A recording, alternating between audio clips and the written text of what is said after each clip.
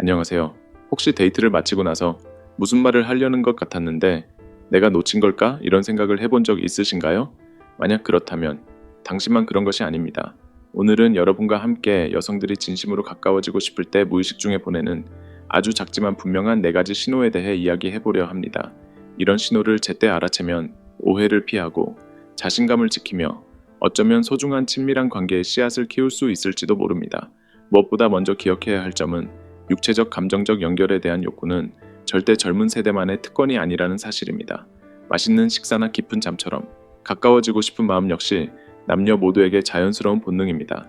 하지만 사회적 고정관념 때문에 여성들은 그런 감정을 조금 더 섬세하고 은근하게 표현하는 경우가 많죠. 예를 들어 옷차림에 작은 변화를 주거나 눈빛이 달라지거나 목소리의 리듬이 조금 더 부드러워지거나 혹은 그저 좋아하는 사람 앞에서 평소보다 더 자주 웃는 것일 수도 있습니다. 안타깝게도 우리 남성들은 이런 감정의 주파수를 놓치는 경우가 많습니다. 그렇다면 여성들이 보내는 4가지 구체적인 신호는 무엇일까요? 그리고 그 신호를 존중을 잃지 않으면서 어떻게 받아들여야 할까요? 지금부터 그 4가지를 하나하나 살펴보겠습니다. 실제 생활 속 예시를 통해 쉽게 이해하고 바로 적용할 수 있도록 도와드릴게요.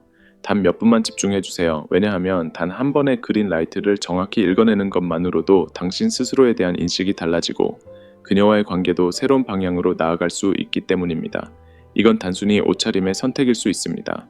하지만 2019년 행동심리학 교수 데이빗 부스가 발표한 연구를 포함한 여러 학계 결과에 따르면 여성들은 무의식적으로 목선이나 쇄골 라인을 강조할 때 상대에게 관심이 있거나 끌림을 느끼는 경우가 많다고 합니다. 특히 40을 넘긴 이후 호르몬 변화와 함께 자녀들이 성장하고 출산의 부담이 사라지면 여성의 자연스러운 욕구가 서서히 깨어나게 됩니다. 대한산부인과학회 역시 밝혔습니다. 폐경 이후 여성의 약 60%가 젊었을 때보다 성적 욕망을 더 쉽게 느끼게 된다고 답했습니다. 이건 많은 남성들이 무심코 놓치는 사실이죠. 여성에게 있어 목선을 드러내는 그 짧은 순간은 결코 노골적인 유혹이 아닙니다. 오히려 남성이 얼마나 섬세하게 반응하는지를 확인하는 작은 테스트입니다. 만약 그 순간 예의 있는 시선과 존중 어린 눈빛으로 그녀를 바라본다면 심리적 거리는 빠르게 좁혀집니다. 하지만 눈길이 너무 오래 머물거나 불편한 느낌을 준다면 그녀는 즉시 마음의 문을 닫게 될 겁니다.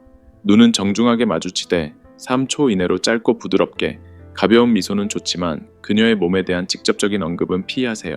그보다도 당신 스스로의 매력을 자연스럽게 유지하는 것이 더 중요합니다. 식단 관리, 오메가3와 진세노사이드가 풍부한 등푸른 생선, 호두, 홍삼을 더해보세요. 운동 습관, 하루 30분 빠른 걷기. 가벼운 플랭크는 내인성 테스토스테론을 높이는 데 도움이 됩니다.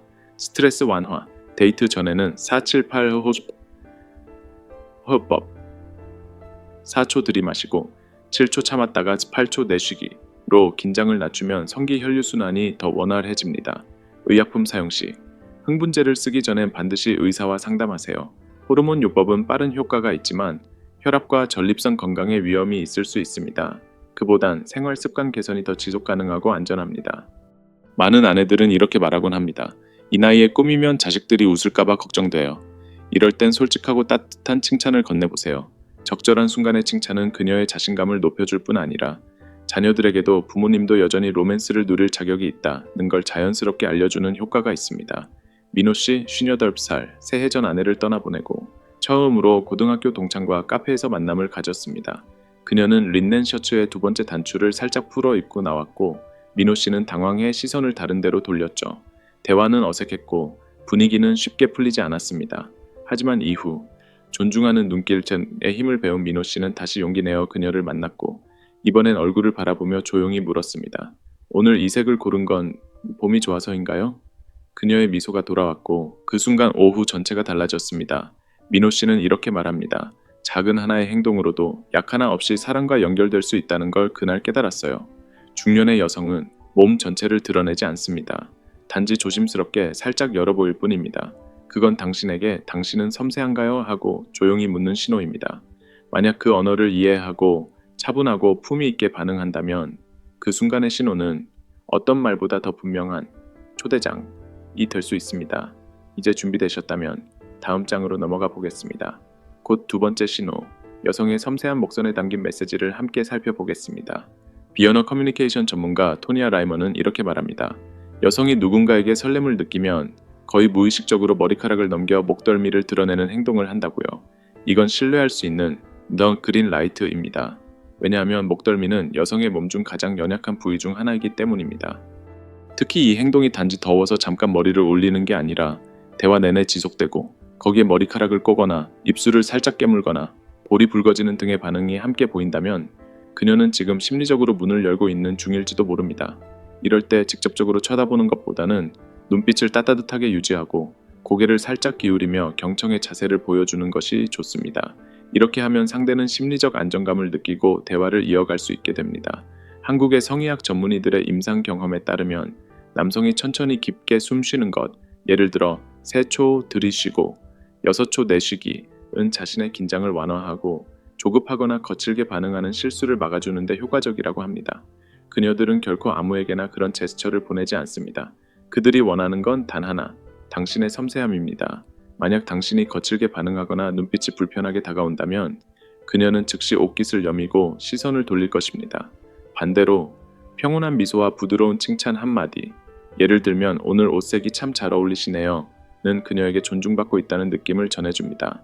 정수 아저씨, 62살, 한동안 헬스장에서 일하는 직원의 눈빛을 잘못 해석한 것이 마음에 걸렸다라고 합니다. 그런데 어느 날 그녀가 대화 중 3번 연속 머리를 넘기는 모습을 보고 이번엔 다르게 반응했습니다. 아저씨는 천천히 웃으며 이렇게 물었죠. 목에 찬바람이 드시나요? 안쪽으로 들어가서 이야기할까요? 그 배려 깊은 한마디가 러닝머신 앞에서의 따뜻한 대화로 이어졌고 그날을 계기로 건강한 우정이 시작되었다고 합니다. 하나의 행동만 보고 결론을 내리긴 어렵습니다. 음성의 톤, 눈빛의 흐름, 몸의 움직임, 그리고 주변 분위기까지 전체를 관찰한 후 그에 맞춰 조용히 반응하는 것, 그것이 진정한 매너입니다. 만약 확신이 없다면 그저 미소를 지으며 대화를 이어가세요. 바로 그 섬세함이야말로 신뢰의 시작점, 그리고 어쩌면 새로운 인연의 씨앗이 될 수 있으니까요. 보이지 않는 시선, 마케터들의 특별한 세상 읽기, 조용히 흥미로운 사실 하나를 알려드릴게요. 정말 뛰어난 마케터들은 단 한순간도 세상을 일반적인 시선으로만 보지 않습니다. 인스타그램을 훑거나 커피를 마시거나 거리를 걷는 평범한 순간 속에서도요. 그들은 눈에 띄는 광고를 보면 단순히 예쁘다, 끌린다 라고 느끼는 게 아니라 자연스럽게 이렇게 자문합니다. 왜 난 여기에 눈길이 가는 걸까? 이건 내 어떤 심리를 건드린 거지? 이건 억지로 만들어낸 습관이 아닙니다. 수년간 관찰하고 배워오고 세상과 연결되어 온 삶의 반사작용일 뿐이죠. 눈에 보이는 것 너머를 보는 능력, 그들에게 있어 비즈니스 모델 하나, 상품 하나, 또는 누군가의 옷차림조차도 단순히 보이는 것이 아닙니다. 그건 무의식적으로 분석하고 판단하고 기억하는 연속된 인지의 흐름입니다. 이런 능력을 두고 흔히 직업병이라고도 하지만 사실 그건 깊이 있는 이해의 결과물입니다. 다른 이들이 평면적으로 보는 것 속에서 그들은 입체적인 구조와 흐름을 읽어냅니다. 배움은 일상이 되고 일상은 자원이 된다. 이들은 쉬는 중에도 배우고 있습니다. 카페의 테이블 배치, 컵에 붙은 스티커 하나조차 모두가 자신만의 지식과 통찰로 흡수되는 소재가 됩니다. 그리고 그렇게 시간이 흐르다 보면 그들이 세상을 바라보는 방식도, 질문을 던지는 방식도, 말을 건네는 태도조차도 달라지게 됩니다. 그들은 단순히 사는 것이 아니라 깊게 연결된 삶을 살아간다. 이런 사람들은 단순히 살아가는 게 아닙니다. 끊임없는 호기심과 함께 살아갑니다. 그래서 그들의 세상은 더욱 생생하고 더욱 개별적이며 그리고 무엇보다 사람들과 더 깊게 연결되어 있습니다. 결국 우리가 진지하게 되새겨야 할 것은 적게 놀고 많이 일하라라는 오래된 조언이 아닙니다. 진짜 중요한 건 조금 다른 방식으로 노는 법을 배우는 것입니다. 인생에서 멀리 나아가는 사람들은 일과 휴식을 마치 서로 반대되는 세계처럼 분리하지 않습니다. 그들은 멈춰 있는 듯한 순간에도 관찰하고 연결하고 되새깁니다. 쉼조차도 배움의 기회가 되는 삶, 그들에게 있어 휴식의 순간은 단지 몸을 쉬게 하는 시간이 아닙니다. 그 순간마저도 무언가를 발견하고 새로운 아이디어를 얻고 사람과 세상에 대한 깊은 통찰로 이어지는 시간이 됩니다. 이건 결코 일 중독이 아닙니다. 오히려 항상 열려있고 항상 상호작용하는 사고방식을 가진 삶의 태도입니다. 억지로 배우지 않아도 자연스럽게 배운다. 이들은 스스로에게 공부하자, 배우자고 억지로 명령하지 않습니다. 단지 세상을 바라보는 호기심 어린 눈빛이 그 자체로 그들을 배우게 합니다. 휴식 중에도 마치 물 흐르듯 자연스럽게 배웁니다. 그래서 전혀 부담스럽지 않습니다. 그들과 함께 있다 보면 우리도 서서히 달라집니다. 그리고 정말 신기한 건 그런 사람들과 함께 있으면 우리도 바뀌기 시작한다는 점입니다. 세상을 바라보는 시야가 넓어지고 상황을 읽는 깊이가 생기고 마음속 어딘가에서 이렇게 깨닫게 됩니다. 내가 시간을 어떻게 보내느냐, 어떻게 노느냐, 어떤 방식으로 세상과 연결되느냐가 결국 내가 어떤 사람이 되어가는지를 결정짓는구나.